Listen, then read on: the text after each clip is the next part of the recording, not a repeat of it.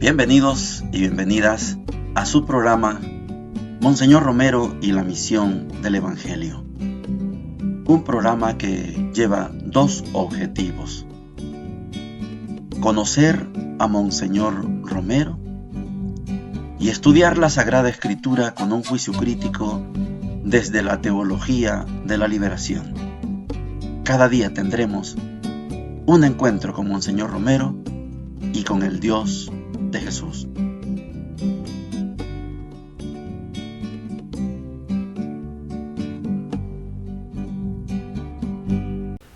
Hola, ¿qué tal? Este es su programa Monseñor Romero y la misión del Evangelio.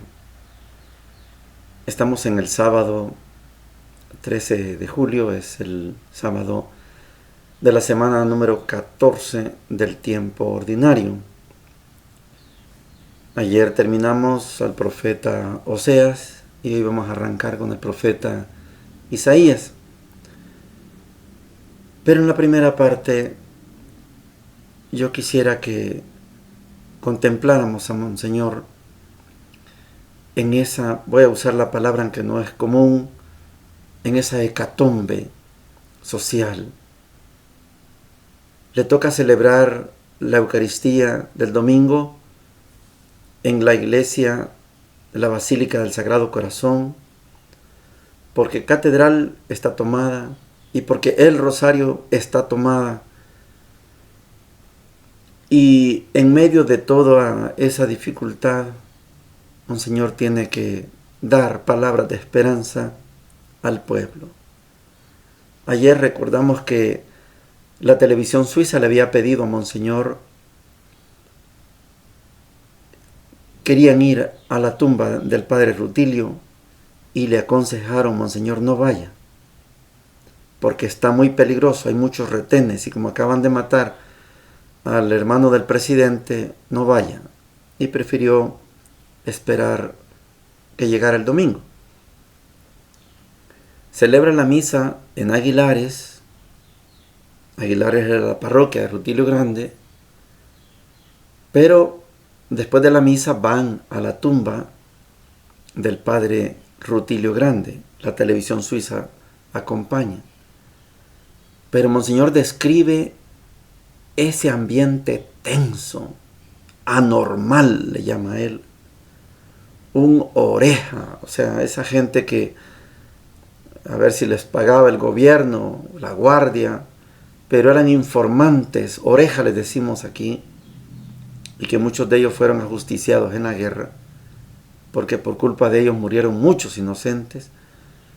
Andan husmeando, ese oreja andaba husmeando, la guardia estaba ahí cerquita.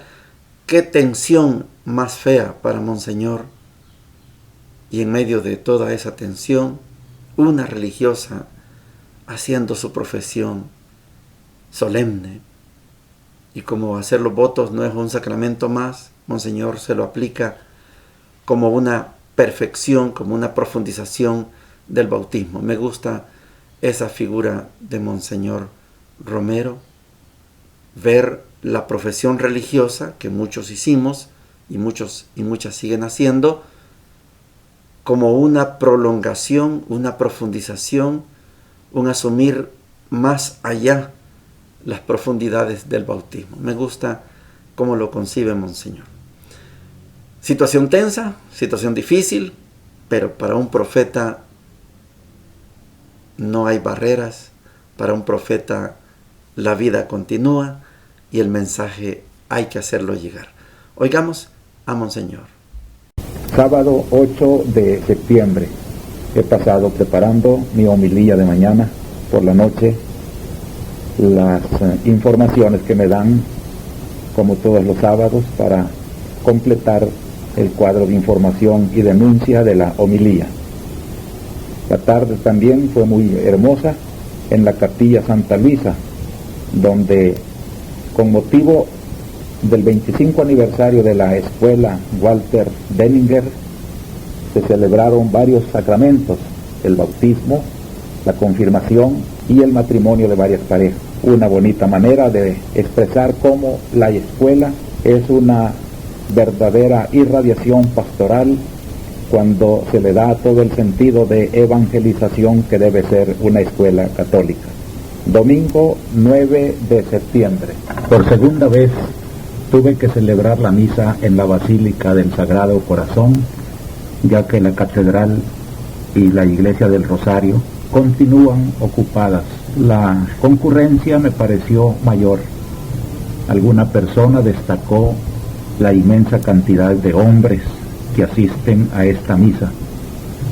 Estuvo presente también un pastor metodista de Estados Unidos y una secretaria del Secretariado Mundial de las Iglesias de aquel país. La homilía, inspirada en el milagro de la curación del sordo mudo, me dio ocasión para presentar a Cristo como el verdadero liberador que no destruye, sino que rehace y que proyecta todas las dimensiones del hombre, la trascendente y la histórico-social. Después de la misa fui a presidir la profesión solemne de votos perpetuos de una religiosa pasionista en la iglesia de Concepción. Ceremonia muy hermosa y que me sirvió para llamar a todos los bautizados a vivir seriamente su bautismo, ya que la profesión religiosa no es un sacramento distinto, sino el mismo bautismo llevado a consecuencias muy serias y muy santificadoras y de gran cooperación para la iglesia. Después de un almuerzo frugal en la casa de las pasionistas, me fui a Aguilares, donde íbamos a celebrar el 9º día del asesinato de Jesús Jiménez, un gran catequista a quien allá llaman el hombre del Evangelio, porque a pesar de ser un analfabeto, tenía sus apuntes bíblicos que él iba escogiendo para determinadas circunstancias y era muy fiel al cumplimiento de coordinador de comunidades, y murió asesinado misteriosamente. Su cuerpo lo encontraron ya llevado a la alcaldía, de donde las mujeres tuvieron que llevarlo al cantón donde fue la misa que yo fui a celebrar, un poco distante de la cabecera parroquial. Gran asistencia de comunidades que se promueven en todos aquellos lugares. Una misa muy emocionante. La televisión suiza, que quiso captar esta celebración, me manifestó sus impresiones muy agradables, muy originales. Después de la misa fuimos a visitar la tumba del Padre Grande al Paisnal, donde también estuvo la televisión para captar algunas vistas de aquel lugar tan venerado para la arquidiócesis. Se notaba en el ambiente mucho miedo. La gente desde lejos miraba, no se acercaban. Un oreja, como decimos, sí anduvo muy cerca, espiando qué hacíamos. Y se notaba la Guardia Nacional como a media cuadra donde tiene su comandancia, también muy inquieta. En fin, una situación anormal, una psicosis que se ha creado en todos estos lugares tan atormentados por la represión. Llegamos a la sección de la Palabra de Dios. Sábado 13 de julio, sábado de la 14ª semana, la semana número 14 del tiempo ordinario, y arrancamos estudiando al profeta Isaías, uno de los profetas mayores. Se les llama mayores porque escribieron más.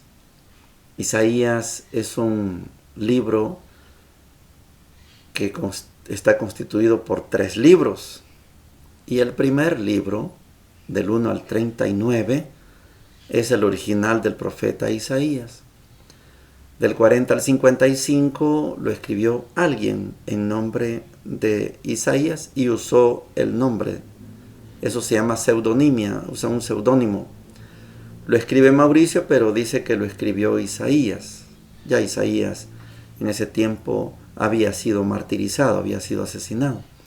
Y el tercer Isaías, del 56 al 66, lo escribió una comunidad en otra circunstancia que después lo vamos a ir estudiando.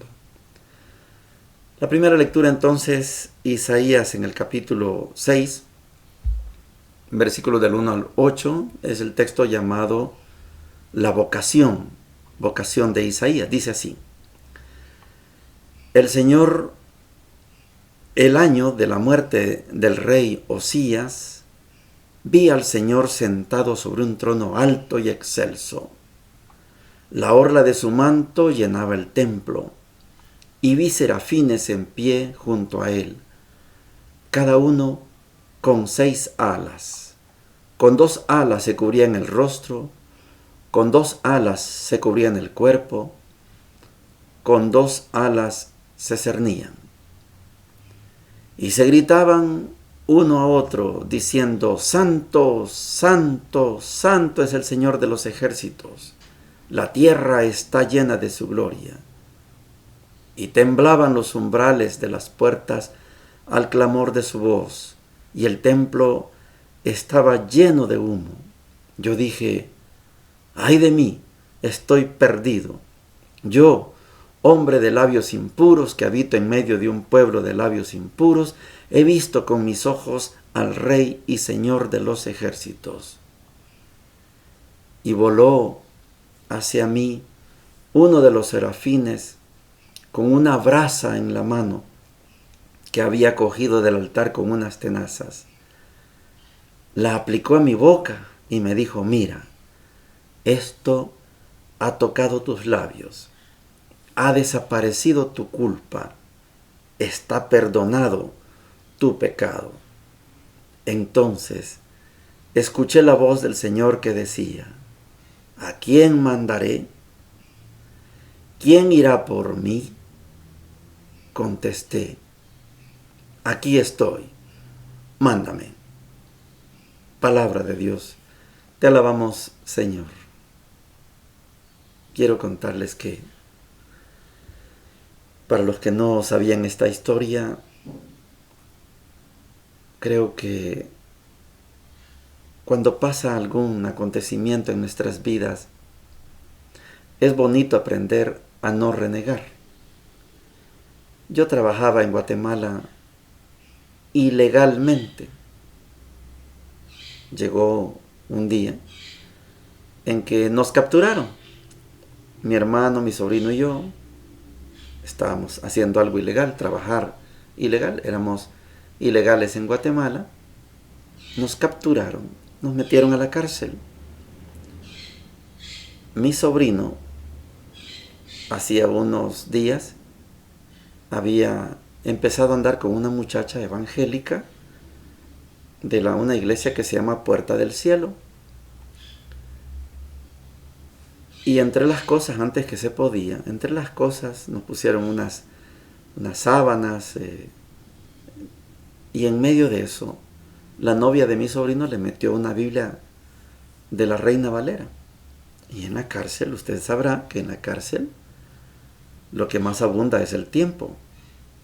Nos levantan temprano, nos acuestan temprano, es decir, la experiencia que tuvimos en la cárcel. Pero el día, casi el día completo, después de que uno lo mandan a hacer, no es que uno quiera, sino lo mandan a hacer limpieza y hacer otras tareas ahí denigrantes, pero queda bastante tiempo.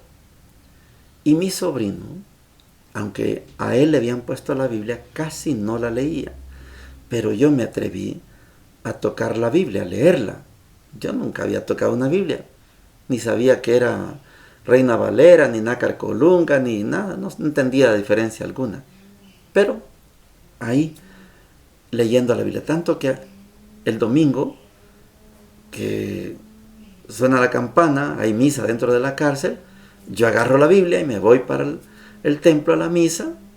Estábamos en la misa cuando salió en los parlantes la lista de los que íbamos a quedar libres en ese momento. Yo escuché los nombres y la emoción es tan grande que dejé la misa y me fui corriendo a sacar mis cosas porque quedábamos libres, ya estaba, había que formar, etcétera, ya un montón de sellos que le ponen en los brazos a uno, ya queda libre, porque pasaron un montón de portones. Pero bueno, cuando salí de la cárcel me quedó la inquietud. La Biblia se llevó a mi sobrino, yo no tenía Biblia. la Biblia me impactó. Y otro día les cuento la historia, pero empecé a ir a un curso bíblico en una parroquia que se llama Señor de las Misericordias, la zona 1 de la capital. Y el padre Francisco Ramos, que era el maestro de ese curso bíblico, explicó precisamente este texto, Isaías 6, del 1. ¿Se imaginan? Esto para mí es imborrable. O sea, si me enamoré de la Biblia estando dentro de la cárcel y busqué estudiar la Biblia y fui a un curso bíblico, y después de este curso bíblico me invitaron al coro de la parroquia, me hice del coro y del coro salí para el seminario, es una historia. Cuando el padre Francisco Ramos explicaba este texto, a mí me quedó grabado y era como que si en vez de Isaías, ahí se hablara de Mauricio. Yo, cuando uno es principiante en la Biblia, fácilmente uno se mete en el ambiente, se incrusta en la escena, en el escenario, y digo, Isaías, pero yo estoy igual. Entonces, esta experiencia de Isaías no comienza en el capítulo 6, lógicamente, comienza en el capítulo 1. Pero en el capítulo 6, es cuando Isaías siente el llamado de Dios. Jeremías, en el capítulo 1, desde el vientre, antes que te formara, yo te llamé, etc. Todos los profetas comienzan siendo enviados por Dios. Isaías, hasta en el capítulo 6, resulta que tiene una visión en el templo.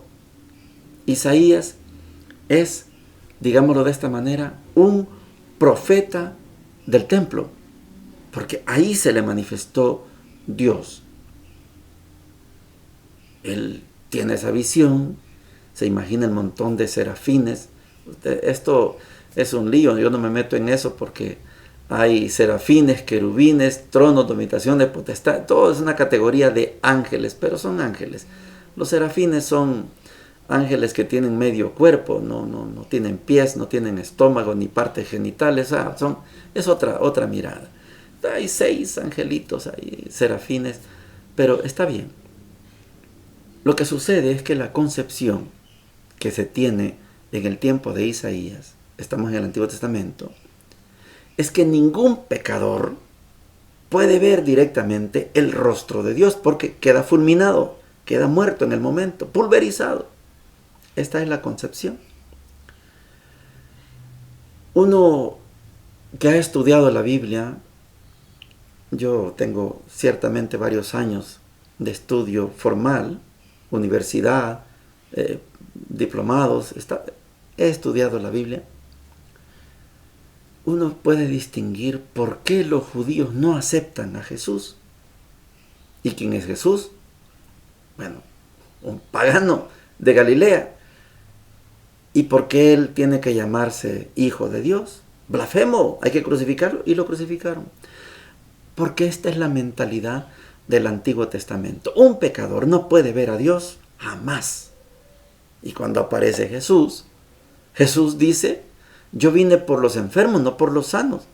Y no es Dios. Y Dios quiere hablar con los pecadores. Entonces, estamos hablando de dos concepciones distintas.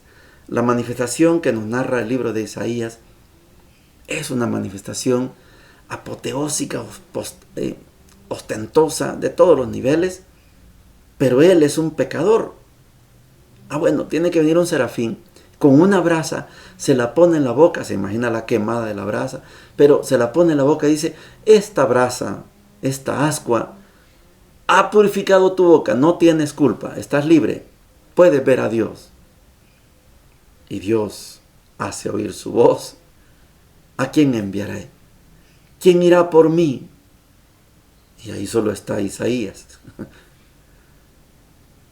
Aquí estoy, envíame a mí.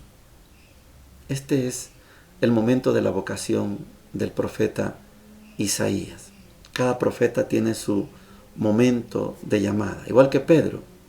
Pedro, deja esas redes, ven y sígueme, te haré pescador de hombres. Pedro deja las redes. Y si no pregunta, ¿y para qué? ¿Y qué voy a ir a hacer? No. Dios no pregunta qué es lo... Isaías no pregunta qué es lo que va a ir a hacer. Solo escucha que Dios necesita enviar a alguien. ¿A quién enviaré? ¿Quién irá por mí? Y dice Isaías, aquí estoy. Mándame. Envíame. No sé a qué, pero envíame. Vamos a estudiar al profeta Isaías y sé que vamos a aprender muchas cosas, sobre todo porque el género de los profetas es un género muy actual. El Evangelio de hoy, Mateo 10, capítulo 10, versículos del 24 al 33, dice lo siguiente. Jesús dijo a sus discípulos, el discípulo no es más que el maestro, ni el servidor más que su dueño. Al discípulo le basta ser como su maestro y al servidor como su dueño. Si al dueño de la casa lo llamaron Belcebú, cuanto más a los de su casa. No les teman. No hay nada oculto que no deba ser revelado, y nada secreto que no deba ser conocido. Lo que yo les digo en la oscuridad, repítanlo en pleno día, y lo que escuchen al oído, proclámenlo desde lo alto de las casas. No teman a los que matan el cuerpo, pero no pueden matar el alma. Teman más bien a aquel que puede arrojar el alma y el cuerpo a la gehenna. ¿Acaso no se vende un par de pájaros por unas monedas? Sin embargo, ni uno solo de ellos cae en tierra sin el consentimiento del Padre que está en el cielo. Ustedes tienen contados todos sus cabellos. No teman entonces, porque valen más que muchos pájaros. Al que me reconozca abiertamente ante los hombres, yo lo reconoceré ante mi Padre que está en el cielo. Pero yo renegaré ante mi Padre que está en el cielo de aquel que reniegue de mí ante los hombres. Palabra del Señor, gloria y honor a ti, Señor Jesús. Bueno, finaliza el discurso, el segundo discurso de Jesús, el discurso de instrucción a los apóstoles. No hay más tiempo, empieza el trabajo. No pretendo yo en estos minutos aclarar todo este texto porque es imposible. Les hacía la referencia de lo que pasa en el Antiguo Testamento. ¿Cómo conciben a Dios en el Antiguo Testamento? Todo el Antiguo Testamento. Dios es un Dios terrible. Es un Dios poderoso. Si lo miraba un pecador cara a cara, ahí mismo quedaba hecho pedacitos. Lo fulminaba Dios. Dios es inmensamente grande y yo inmensamente pecador. No podría haber una comunicación. ¿Lo logró Moisés? Sí, de espalda. Moisés le vio la espalda a Dios. Él estaba en el monte Sinaí y oyó el ruido. Alguien viene y era Dios y le vio la espalda. Y el rostro y la figura de Moisés era resplandeciente.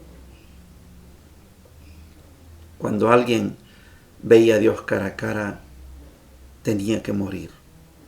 Esta es la concepción de Dios del Antiguo Testamento. Claro que hay algunas raras excepciones como la de Isaías y habrán otras. Elías nunca vio el rostro de Dios. Pasó el terremoto, el viento, el fuego, y hasta que sintió una brisa, entendió que ahí estaba Dios, pero nunca vio el rostro de Dios. Cuando Jesús llega, y aquí está la importancia del Evangelio de Mateo, Jesús se presenta en Mateo como el nuevo Moisés. Y este nuevo Moisés trae una ley. Y este nuevo Moisés en este capítulo 10 está empezando a formar el nuevo pueblo de Dios. Ya hizo sanaciones, ya demostró que tiene poder y ahora está constituyendo el nuevo pueblo. El pueblo que es la humanidad. El pueblo de Dios ya no es el pueblo de Dios. Israel no. Israel puede ser. Y claro que a la hora de formar el pueblo, el nuevo pueblo de Dios, los antiguos pueblos de Dios, Israel, claro que se van a poner bravos. Claro que los van a perseguir, pero no les teman. Ustedes valen más que los pajaritos. Ellos van a reaccionar porque están perdiendo el privilegio. Israel está perdiendo el privilegio. Era pueblo de Dios, pero con la llegada de Jesús, ellos son una parte del pueblo de Dios. Si quieren, si no quieren, también tienen derecho a despreciar a Dios. Por eso cuando Jesús sentencia, el que me reconozca, yo lo voy a reconocer. El que me desprecie, yo lo voy a despreciar. Israel no reconoce a Jesús, entonces ¿por qué lo va a reconocer Dios ante el Padre? No puede. Si me desprecian, yo los desprecio. Pero no teman. Hasta los cabellos de la cabeza están bien contados. Todo sucede por la voluntad de Dios. Quiero reiterar que yo no soy proselitista, pretendo ser un cristiano, pero que siga a Cristo, no un cristiano que siga a Moisés, a David, Salomón, no, un cristiano que siga a Cristo. Y Cristo es el Nuevo Testamento. Hay cristianos que siguen más, le hacen más caso a Gedeón, a Josué, por eso de conquistar la tierra y matar a los paganos y... No, yo no. Me imagino yo la conquista de la tierra prometida al estilo de Josué. Da la orden hasta que a los niños los agarren del calcañal y los estrellen en las piedras. Yo no soy cristiano de ese tipo. Yo soy cristiano del Nuevo Testamento. Por eso insisto tanto en que nos fijemos en las palabras del Nuevo Testamento, no tanto en el Antiguo, hay que tomarlo en cuenta, sí, pero para entender la situación de ese pueblo. Estamos acompañando hoy a la transición del Antiguo Testamento para el Nuevo Testamento. Claro que va a reaccionar el Antiguo Testamento, claro, el Sanedrín en pleno, claro que va a reaccionar, porque ellos así entendían a Dios como propiedad privada de ellos.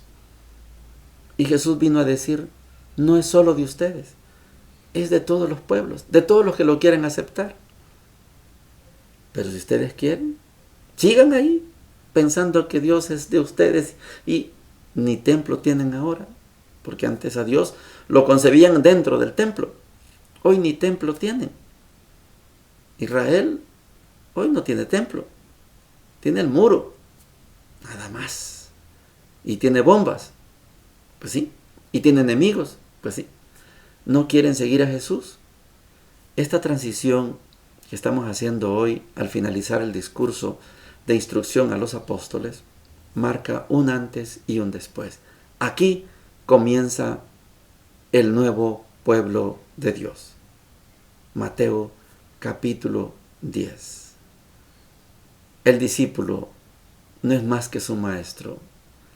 El servidor no es más que su amo. Pero si al dueño de la casa lo han llamado Belcebú, ¿qué le van a decir a usted? Cuando vaya camino a la cruz Jesús, lo vamos a poder escuchar decir, si esto hacen con el árbol verde, ¿qué van a hacer con el árbol seco? Los van a perseguir, pero no tengan miedo. Sean valientes, avancen, porque yo voy a interceder por ustedes ante el Padre. No teman a los que pueden matar el cuerpo, teman al que puede mandar cuerpo y alma a la Gehenna. La Gehenna es el basurero de Jerusalén.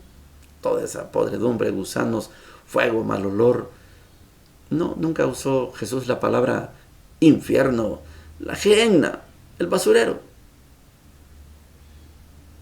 Pero si ustedes me reconocen, yo los voy a reconocer ante el Padre. Si ustedes me desprecian, yo no los voy a reconocer delante del Padre. Tenemos las dos opciones. Lo reconocemos a Él o lo despreciamos.